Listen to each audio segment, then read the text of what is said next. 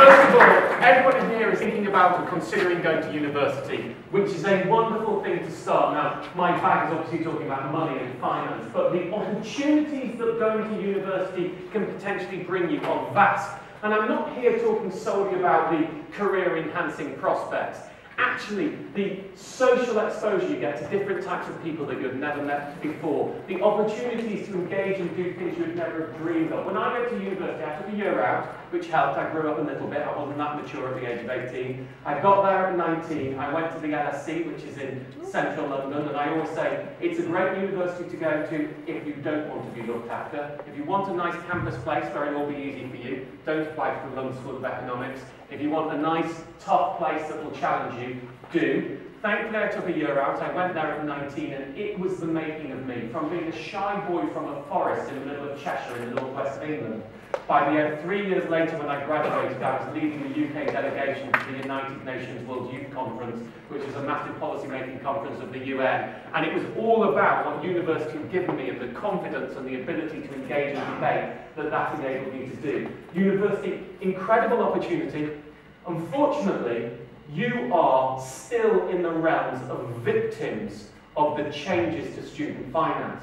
Now, I use the word victim slightly on with garrumph in my heart, because the real problem here is not necessarily the actual financial situation that you'll face, but the perception of that finance. There has been political spittle flying across the House of Commons, vicious fighting going on in the newspapers, as political ideologies vie to decide how you should pay to go to university. And unfortunately, the nature of that didactic, that debate, that punch-up, that fight, means that everything you will have heard about this is negative, is castigated in the wrong type of language, has newspaper headlines saying, "You will leave university £50,000 in debt!" Why the hell would you want to bother and go? I mean, that's the perception. Is that what you've heard about the changes? Is that right? Yeah. Okay. So what I'm here to do is say, throw that out the window, let it go, ignore it, it's a load of nonsense, and let's actually talk about how it really works. Now, I should say to you, I don't particularly support the changes from a political perspective. What we've done, and I won't go into this, you can ask me questions on it later, is as a society, what we used to say is that the taxpayer pretty much effectively would fund you going to university, and that pendulum has shifted, so now the individual, you, if you're successful after university, you pay for your own education. That's a political debate. I think we may have shifted it a little too far towards the student, but that doesn't really impact the financial cost to you. So let's go very simply. How much does it cost to go to university? £9,000 a year. So over 3 years? 27. Any other costs? Living. Which is where you get the £50,000 sum from once you include the maintenance loan. So we're all there to start with. But actually that's just not true, that's nonsense. It does not cost that at all. That's the price tag. And what you have to understand about university is there is a massive difference between the price tag and the cost. Let me try and explain this through to you quite simply. You have £9,000 a year that you'll roughly pay for your tuition fees. It can be less in some places, it may be less if you chose to be a part-time student. But we'll call it £9,000, we'll say you're on a 3-year course, that's £27,000. We'll say you've got maintenance of £5,000 a year, that's £15,000 on top of the 27. So we're now at £42,000. That's the cost of you going to university. But that is an irrelevant sum. The thing that really counts, when you go to the shop, if the price tag said a TV costs 100 quid, and then the man in the shop said to you, but I'll give you for 50, what's the cost? 50. It's not 100. And this is what's going on with university education. Here is the most important thing to understand. You do not have to pay up front to go to university. They will give you a loan that will pay your tuition fees for you. They will also give you money to live off, as long as you're a full-time student. You only repay that once you graduate, in the April starting following graduation, and you only repay it if you're earning over £21,000 a year. If you earn less than £21,000 a year, you repay nothing. If you earn over £21,000 a year, then the next year you earn less, earn under £21,000 a year. In that second year, You repay nothing. Now the amount that you repay over any of the maths people in here, who's got doing maths A? Yeah. Come on, hands up. Right, you, lady at the back there. I'm relying on you here now. Okay, very simple first question. You repay 9% of everything you earn over £21,000 a year. You earn £22,000. How much do you repay that year? Oh. £9. It's true. That would be 0.9%. £90. You earn £22,000 a year. 22,000 is 1,000 above 21,000. 9% of 1,000 is £90. So you earn £31,000 a year. How much do you repay? How much is 31,000 above 21,000? 10,000. What's 9% of 10,000? 900.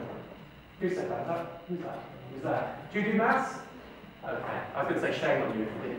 But, right, so this is very simple. What we're starting to get is we're in a position of the more you earn, the more you repay. The less you earn, the less you repay. So here is a common parental thing. Oh my God, how are my kids going to afford to go to university if they're £50,000 in debt? What if they don't get a good job? How will they repay it? What if they don't earn very much? You earn £15,000 a year, how much do you repay? £18,000 a year. Nothing. So you haven't got a good job, how much do you repay? Nothing. So how hard does it hit your finances? Nothing. Exactly. The price tag and the cost are crucially different. You earn £100,000 a year, how much do you repay? A shed load. Right? That's the point. The more you earn, the more you repay. This is effectively, financially anyway, a no-win, no-fee form of education. I hope you are all going to pay a fortune in your student finances, because I hope you're all going to be really successful and earn loads of money. And then it'll be great, you're going to have to pay a hell of a whack.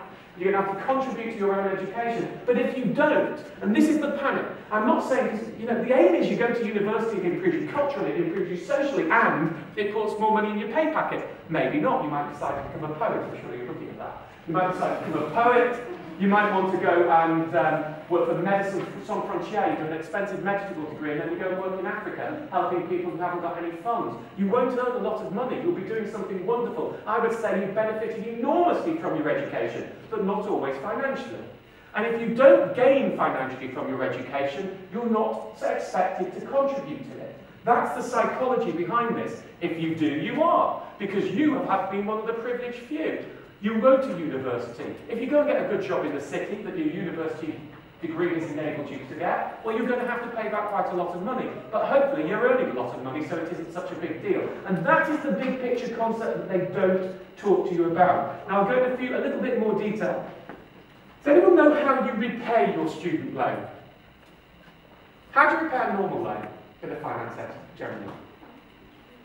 So you've got a credit card.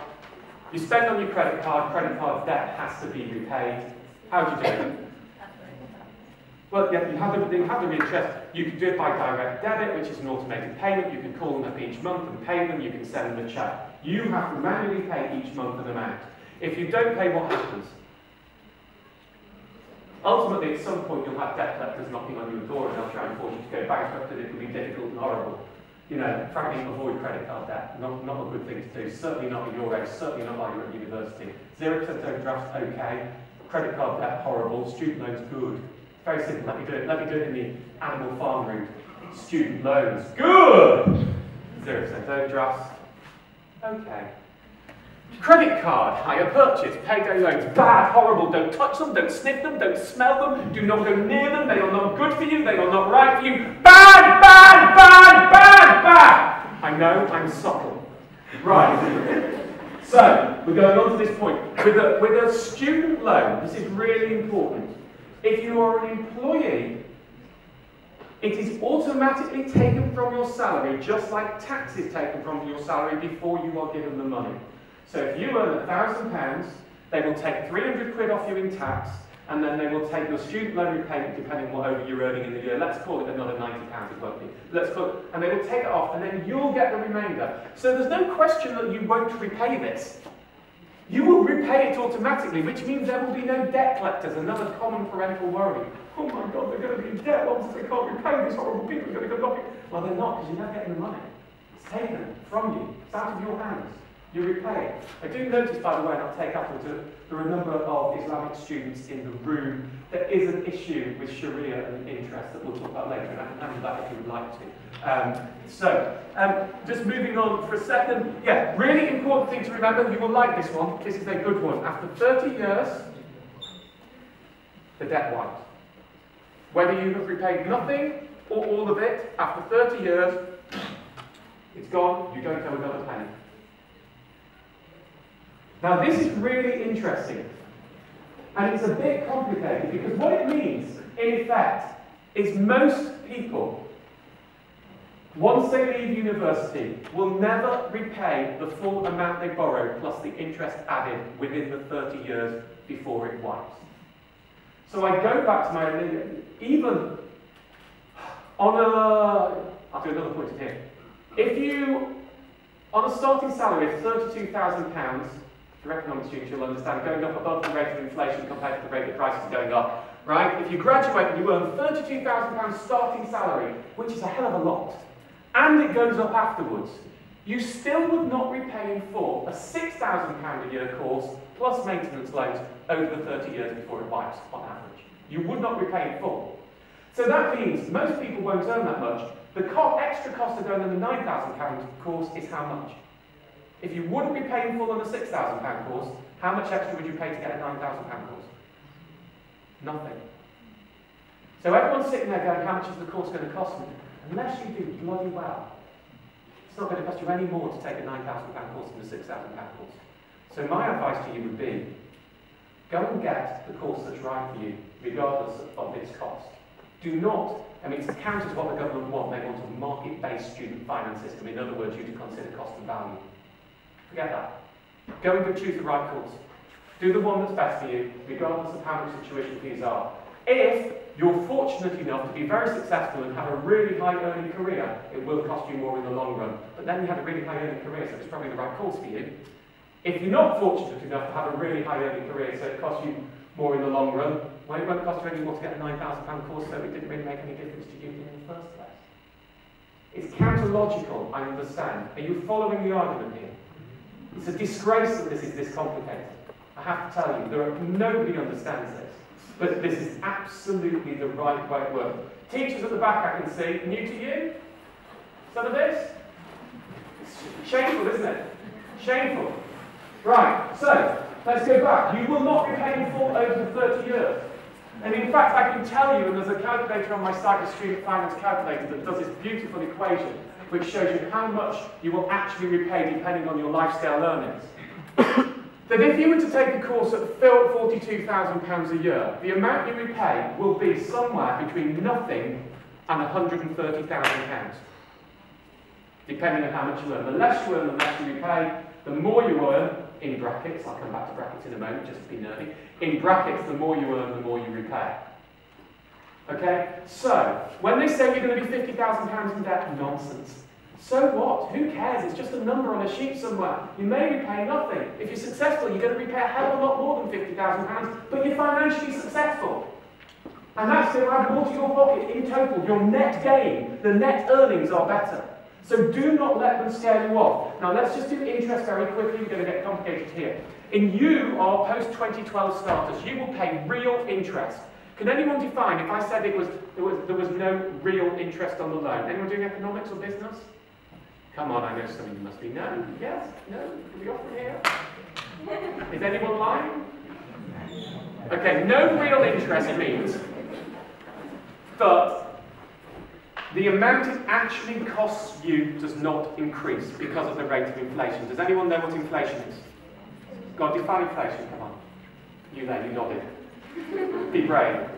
I won't bite. I think it's the amount that sort of items go up by. Beautiful definition. Inflation is the rate at which prices rise. So, let's just do inflation for a second. I have my shopping trolley here. Shall we do Tesco's, Asda, Morrison or Aldi? Asda. Waitrose. We're in Asda. And this year I've gone and bought my shopping. It's very good. I've got my toothbrush, I've got my toothpaste, I've got my receiving packet. It's all fantastic. Okay, so I've got my shopping trolley here. Cut that out. I've got my shopping trolley here. I've spent £100. That's how much it cost me this year. Fast forward on to next year. Inflation is 3%. I've bought the same things. I've got my toothpaste, I've got my coffee, I've got my receding hair. Probably need a little bit more of it next year, but don't factor that in. That will confuse everything. I bought exactly the same shopping trolley worth of goods, right? Inflation is 3%. It cost me £100 last year. It cost me £103 this year. That's inflation. It's gone up by 3%. So the same thing's cost me £103. Under the old system of student loans, the interest rate was set at the rate of inflation, so it's what we call no real cost. Because you borrow a shopping trolley's worth of goods, you repay a shopping trolley's worth of goods in whatever the prices are in 20 years' time. Because you will also be earning more in 20 years' time. You know, if you talked about £21,000 salary 100 years ago, you would have been a Rockefeller, you would have been one of the richest people in the country. You know, £21,000 is not a lot much money now. And that's inflation is what does that. So, but you will be paying above inflation rates of interest. On a political basis, I think it's a disgrace. On a practical basis, it has very little impact. Another one that parents get scared of. So the actual interest rates you pay is you'll pay inflation plus 3% if you earn above £41,000, just inflation if you earn £21,000 or less, and somewhere between inflation and inflation plus 3% if you earn between £21,000 and £41,000. But forget that, because this is the point. Remember I said most people wouldn't be paying full over the years? Well, actually, inflation is just added on top of the amount you earn. But you still only repay 9% of everything you earn over £21,000. So it will only impact you. You will only actually pay the interest, rather than not the inflation. You'll only pay the interest if you earn enough. If you don't earn enough, you won't repay the interest. So again, big scary thing, actually not that scary unless you're a high earner, but if you're a high earner, you can afford it. So you can still afford to go to university. The interest cost is the Sharia issue there. I should pull that out, which is going on there. So let's just work this out. Now, next question, and this is one to batter your parents with if they talked about the expense of going to university. Will you pay more or less? You know this has all changed for people who started university after 2012, so you'll be probably the 4th or 5th year. Will you pay more or less than the people who went to university before 2012?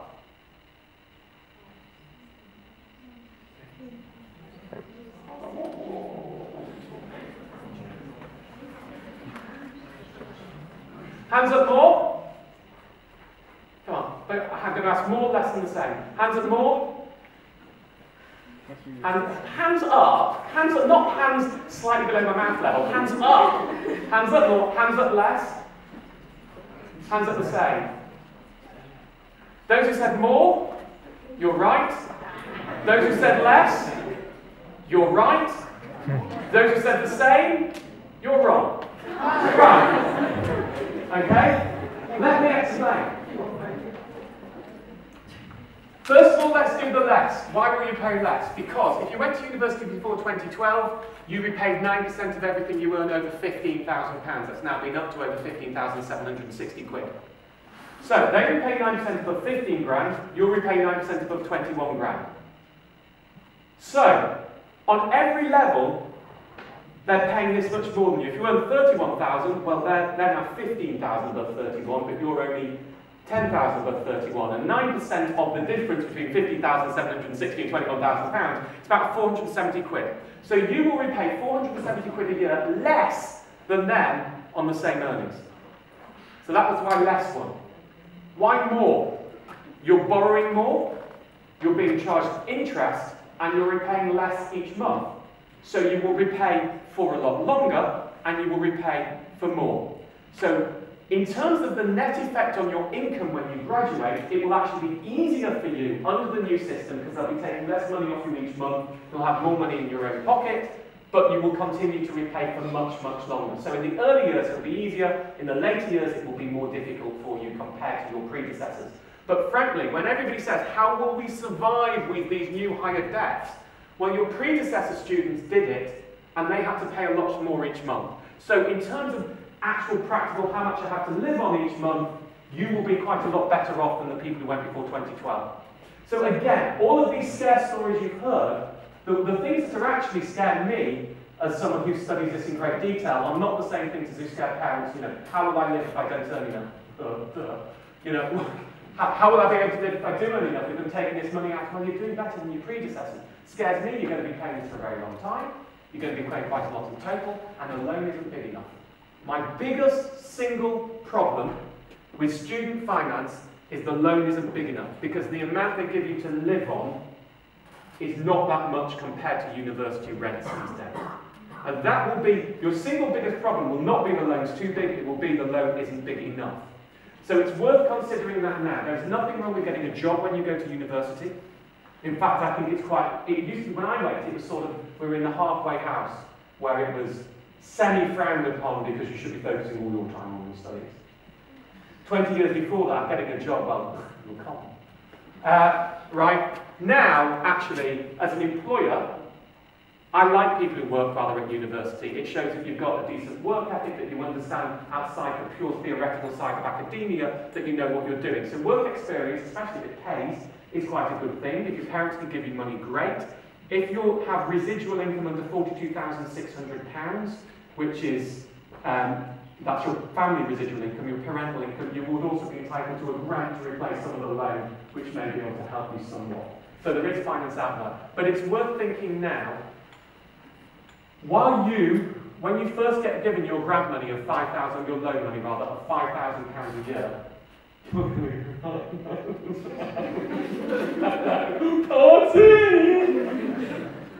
it really is not a lot of money when you have to pay for rents, or if you're living at home you get less. It really is not. And there are many things to catch you out once you start to become financially dependent. I mean, if we talked about alcohol for a moment, alcohol decreases your inhibitions. Trust me, you spend more money when you've been drinking. Right? And it's a difficult equation, because if I do it purely financially, I'd say if you're going out drinking, you know, take a certain amount of money and then you can't spend any more. But especially for women here, you need to have some cash on you to make sure you get home safely if you've been drinking. So it's a difficult one to square. Right? It's absolutely true. It's all right, people drink otherwise. Personally, I don't actually. I used to, but I don't anymore. So, when you go to university, you have to think about your finances very carefully. You have to plan. Let me tell you, the right way to party is the opposite way to everybody else does it. I work in a building where there's lots of television researchers, a big television company in the same office block as where I am. And the last Friday of every month when they've just been paid, the bar nearby is rammed. Hey, baby, we're going to spend our money while we got it. And I want to walk in and bang all their little heads together. Because the right way to think about this is what you do. You get your money or you get your loan money, and you make sure you're budgeted so that you've got enough cash, and you spend very carefully in the early weeks because you know you're going to spread it. And then on the last day you're meant to have it, the day before payday ends, if you've got any less, that's when you party, because you know the rest is coming in the next day, so you're not going to hurt yourself. You know, spending it first, terrible, terrible thing. Anyway, so we're going on. I was going different points. I got detracted. So, a couple of other really important points. You'll notice I've been doing a trend and I've been running into a theme here. The biggest problem with student loans, in my view, the NUS slightly disagree with me, but for more political purposes, and various other people do, is National Union of Students, that is. I actually think they're not called the right thing. I don't tend to think of them as a loan. They shouldn't be called a loan. In Australia, they don't call them a loan, they call them a graduate contribution. This is not a debt like any other debt you will ever get. Most debts, you borrow and you have to repay a set amount each month, and if you don't, you have debt collectors. The more you earn, doesn't matter. The less you earn, doesn't matter, you're bloody repaying, okay? With student loans, you only have to repay if you earn over £21,000. The more you earn, the more you repay. The less you earn, the less you repay. There's no debt collectors. It comes off the payroll just like tax. You know, effectively, if any of you do study business, if you think about it, the current way you pay tax is you're allowed to earn up to about £10,000 a year and you pay no tax on it. After £10,000 a year, up to 43-ish thousand pounds a year, so on everything anybody, apart from very, very rich people, earn above £10,000, up to £10,000, you don't pay any tax. Simple. On the amount between 10,000 and 43,000, you pay 20% tax. On the amount above 43,000, you pay 40% tax. And the amount above 150,000, it does get more complicated up there, you pay 50% tax. Hopefully, you'll have that problem. It's 45% tax now, I should say, dropped in on April. So, what actually the student loan is for you is it's a bit like you pay an extra tax because you went to university. You repay nothing up to £10,000, between 10 and £21,000, you repay 20%.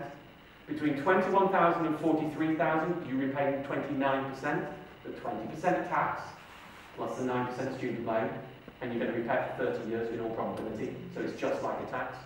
And above £43,000, you're going to pay 49% tax, which is a high rate. That's a more appropriate way to think about it. So, is that a lot? Yes. Is it expensive? Yes, but it's only really a problem for people who are earning enough. So again, I go back to the point. I hope you're going to pay a shed load of student loan fees. Because if you are, that means you're doing very well. I think I'll probably stop there. Thank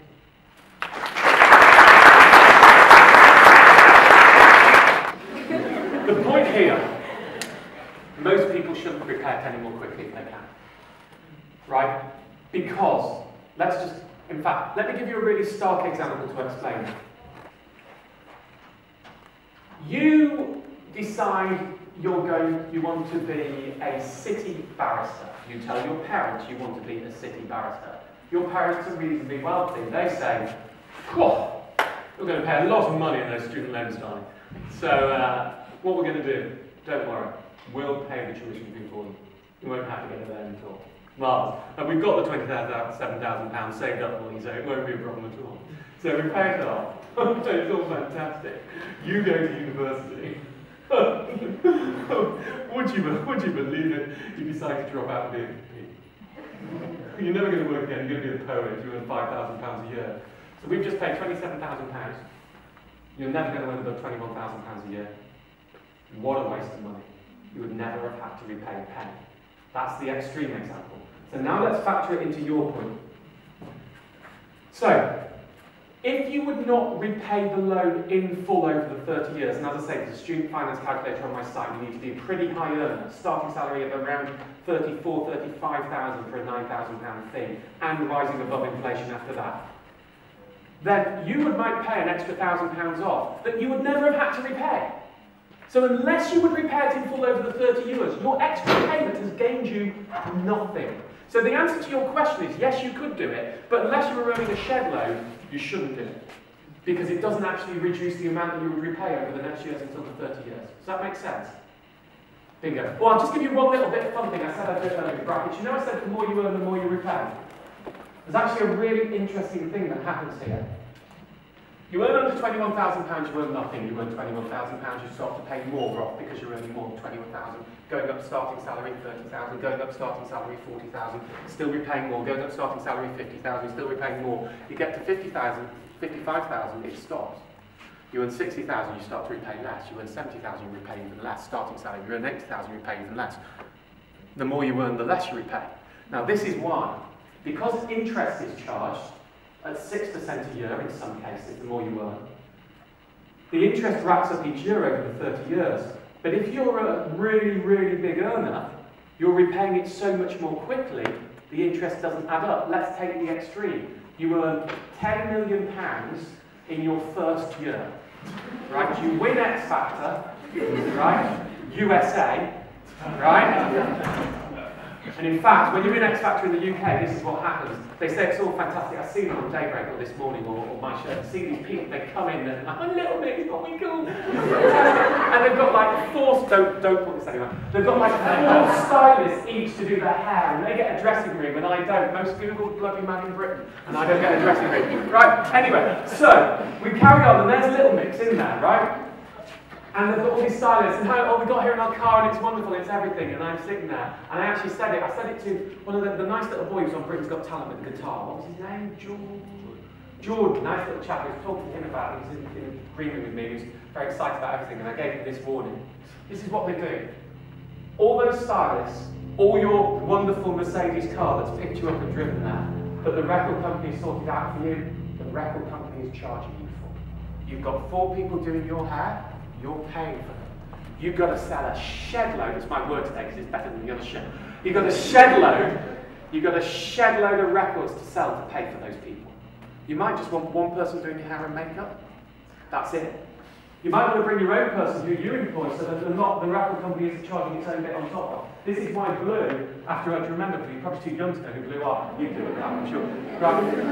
No, they came back in the reunion, didn't they? So you may know. Right, this is why Blue, all the guys from Blue made virtually nothing out of their hugely successful pop career. Because everything they did when they thought they were superstars and being lauded, like, hey, look at me in the back of a Rolls Royce, that you're paying for at a rental late, you didn't even be cheap to buy it.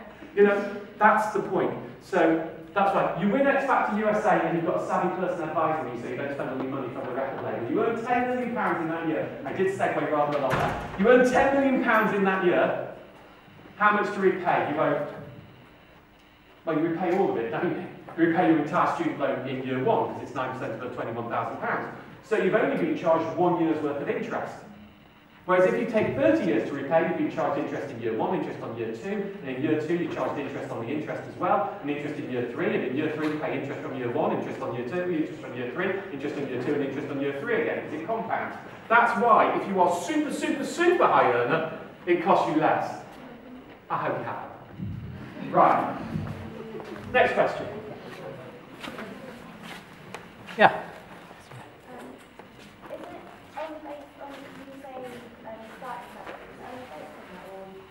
No. It's an incredibly difficult algorithm, right? So I'm giving you the starting salary to make it visual. What my calculator does, and we spend a long time building it, it's very, very complicated, is it takes a starting salary and then it assumes that your salary goes up by 3% above the rate of inflation, right? So that which is roughly what a graduate salary would. So in real terms, you would get a 3% pay rise a year, excluding inflation. And so I give you the starting salary, because if we start factoring in inflation and pay rises into the examples I give you, then it gets silly. Because ultimately, by the time that you're 50, you know, once you're 50, you will be earning, even on a low salary, will probably be 60, 70 grand. Because inflation, it sounds a lot, but it won't sound a lot then. You know, but how am I meant to live on £60,000 is what people would say.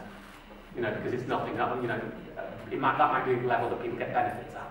So to make it simple for you, I've sort of backed all that out and just got on what's starting salary so you can understand rough amounts in current parity. If that makes sense. Yeah? What about if you want to do a master's? Are there loans for that? How would you repay them? No. You can get some types of professional study loans and you can get grants to do masters, but generally, all the funding I'm talking about is for first-time UK undergraduates, not for masters. There is no official funding scheme for masters. But do you know what? If I'm really honest with you, worry about that once you've got the first degree. Right, that's the honest truth. There are, depending how good you are, there are grants available. There might be subject-specific grants available depending on the career that you're talking. There might be professional studies loans. You might go and get a job somewhere and they decide to pay for the masters for you. There are lots of other things. But postgraduate education tends to be more the privilege of those people who can raise the funds to do so. Yeah. What do you think about the prospects of studying in the US? I think in general it's a lot more expensive. If you were super, super, super bright, you may well be. If you were super, super, super bright, you might be able to get a scholarship for a really good US university. But we often talk about studying abroad. There are some schemes in Holland that can work out to be particularly cheap, but I do think most of this comes from a fundamental ignorance of the way the UK system works. Right, which is everything. Is it different to what you thought, the way I've explained it? Is it less scary? Yeah. Yeah, good. Shameful. I'll just tell you a small story so you can understand my perspective on this. I talk about, student finance is a small subject for me, it's just one of the things I do, but I'm very passionate about getting financial education in schools. And it's a disgrace to me that we've had student loans in this country for 21 years. We've educated our young people into debt and we've never educated them about debt. And I made a speech about that at the House of Commons in front of 200 MPs. And I said to them, you need to hang your heads in shame about the fact that you have never done this. And you are now going to, this was in 2011, and you're now going to introduce treble the tuition fees without educating people how that works. You are a disgusting disgrace, and if you allow this to continue, I think you are all morally bankrupt. Again, as I said earlier, I'm sorry. So, and I then got a call from the Minister for Education who asked me if I'd head a government task force and educated people about student finance, to which I obviously said no. Because I wouldn't head a government task force. I don't want to be in any particular party's pocket. But I said I'd head an independent task force, which I did for a couple of years. And as part of that independent task force, just to tell you a story, it's great, you're all aspirant people who want to go to university, and I hope you have the opportunity to do it. I opened a pop concert at the O2. 15,000 people, the kids, they were there, I don't know their names, Tiny Temper, and lots of these other people were there, and I opened. God, what a disappointment. And I gave a talk about student finance. These 15,000 deprived youth from across the country between the ages of 12 and 17. And I got the X Factor now, as my dad has left, that we don't have enough money to go to university and I've given up. But now you said you don't have to pay up front, I realise I can, so I'm going to work hard at school. Now, for me, that's beautiful. And I've got quite a lot of people slated me for doing this speech because they said, what you're doing is you're letting the government off the hook for the changes it's done. Because they want to bring it back to the political and away from the personal. The personal is me coming in to say to you, you can afford to go to university. I'm not saying they change the system brilliantly. I'm not saying you wouldn't be better off before. I'm just saying, don't let what you hear put you off. And I wrote about this, and I said I think it was deeply unfair to be criticised for this, when what we have is if we tell people like you, and actually, probably not people like you, because this is a nice place, but people coming from seriously deprived backgrounds, that they can't go to university and they're not going to have their EMA anymore, then what you do is you're going to start to have social unrest. And it was that summer that we had the riots. Because if I come here to you and say, you know what, they've screwed the university system, none of you can afford to go, you may as well write it off, go and get a job now, you're never going to be anything. Which is effectively the message that you've heard. If I said that to you, well, why the hell are you bothered doing anything? Why the hell are you studying? What are you doing it all for? And that's the problem with the mix of the political and what I do, which is, screw the political, just the practical financials. That's all I'm not trying to sell anything to you. I'm not even trying to sell you the idea that you should go to university. You now know the cost. You're going to repay for 30 years. It's going to be expensive if you're successful. If you could get the same job without going to university, financially you would be better off not going to university if you could get the same job. You now know the cost. Now you can work out the value for yourselves. So you make a decision based on the true cost, not on the cost that you've read about in the newspapers. And then you make the decision. I love going to university. My wife is a successful woman. She thought university was a big mistake for her. Right? She thought I should have done better. She's in television. She was a runner while she was at uni. She learned far more from that. And she thought it was a waste of time for her. I would never be where I am without university. It was an amazing experience to me. I'm now governor of my old university, very proudly so. And I believe in a university education. I just don't necessarily believe it's right for everybody. So now you're going to pay for it. If you won't gain from it, it isn't for you. But please don't be put off going if it is right for you. Any more questions? On anything? Anything on money or my career?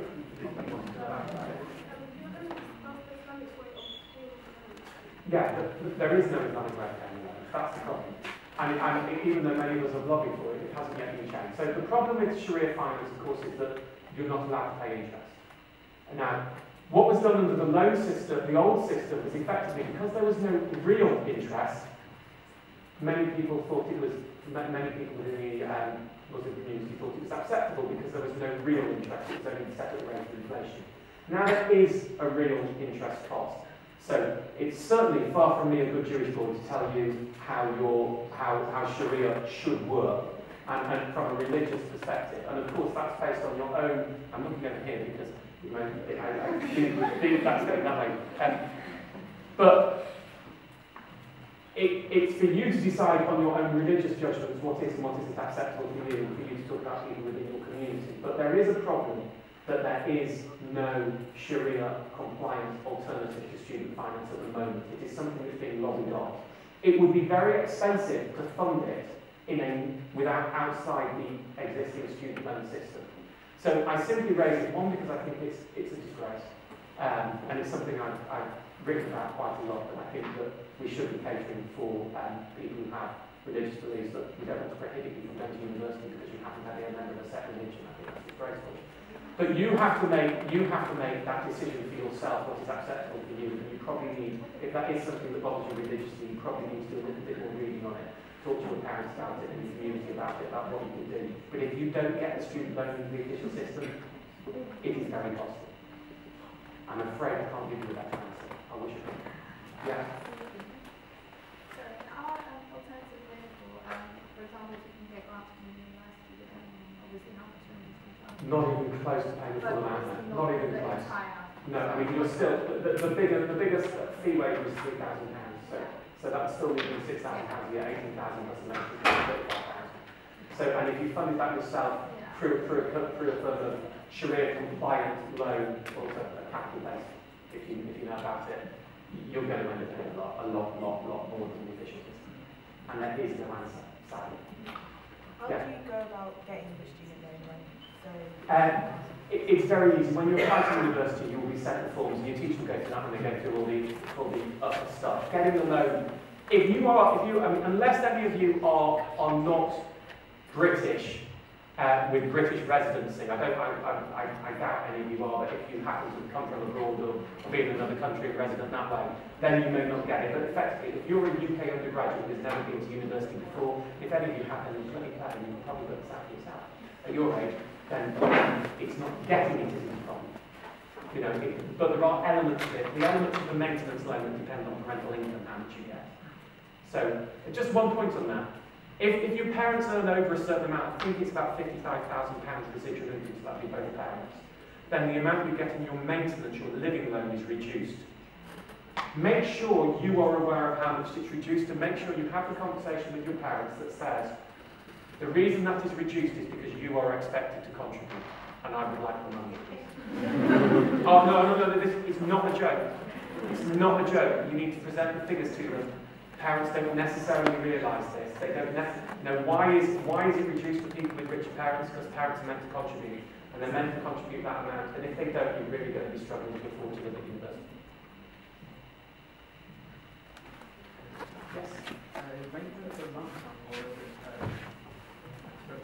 Oh gosh, it's a very good question. I think it's done terming. I can't quite remember that off the top of my head. I think it's done terming. Yeah. So you get it divided into three. The amount you get depends on where you study. You get a little bit more if you study in London. You get less if you're living at home, and you get more away from home. So it's an interaction between those and parental income. I think it's a third of it is based on parental income. So everybody gets 66%. The extra third depends on how much your parents have. Any more? On anything else? How have we got? We're doing all right. Anything else? Car insurance? No? What about student bank accounts? Student bank accounts, I will tell, well, where are we now? We're in 2013. You will be going to university in 2015. I shall answer that question in July 2015. The student bank accounts, which one is best, changes every year. They don't release their latest packages until July 2015. The general way to pick it would certainly be to go for the one that gives you the biggest and longest 0% overdraft that you possibly can. Don't be drawn on freebies. Freebies are just a way of giving you crap and selling you in and paying you 20 quid in a rail card for crap, whereas actually it's the underlying finances that really count for you. I do a guide in it each July, which you are able to read on my site or anywhere else, which will tell you what the best bank accounts are for students. But it does depend on when we are each year. It's 2 years away, so I cannot answer that question yet. You good?